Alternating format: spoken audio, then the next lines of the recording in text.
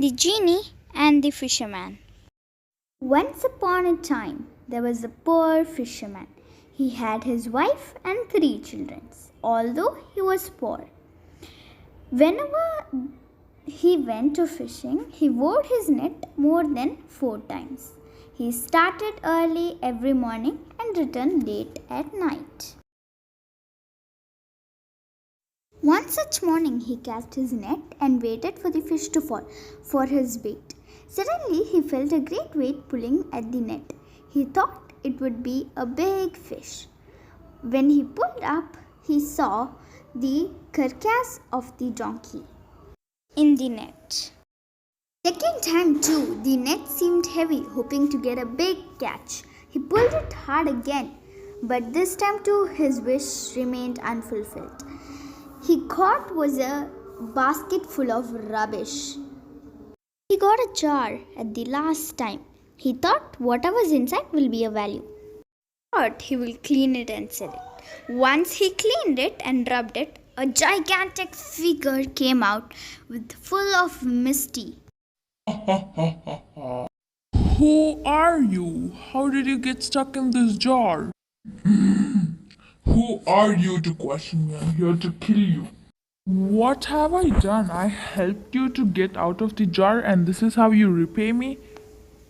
I am in no mood to listen. I'm going to kill you no matter what you say. You can only choose the way you want to be killed. But why? I have no choice. However, I can share my story with you if you would like to listen. I had rebelled against the king of genies. In order to punish me, the king had shut me up in the jar and sealed it, and thrown me into the sea. And who freed me within the first 100 years will get all the treasures in the world. But no one freed me in the first 100 years. Then what happened? After 300 years in the jar, I promised to make a savior to the king and also be the faithful attendant. Still, nothing changed for me. Staying trapped in the jar for so many years had only angered me, and I declared to myself that whoever released me would certainly pay the price by dying at my hands. So you have to die. The distressed fisherman lamented his ill luck. What an unlucky man I am to have freed you. I beg you to spare my life. He waited to enjoy his long awaited freedom, grew impatient, and got ready to kill the fisherman. The miserable fisherman tried to save himself one last time. Since I must die, before I choose the manner of my death, I request you kindly tell me if you really were in that jar. Yes, I was. How can I believe you? This jar is so small and you are so huge.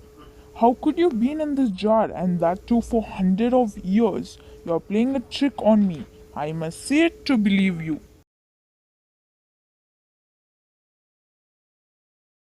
Now do you believe me? I'm in the jar. Instead of answering the genie, the fisherman sealed the jar again. You asked me to choose the manner in which I wish to die. Now it's your turn to listen to what I plan to do with you in the jar. And then the fisherman threw the jar in the lake.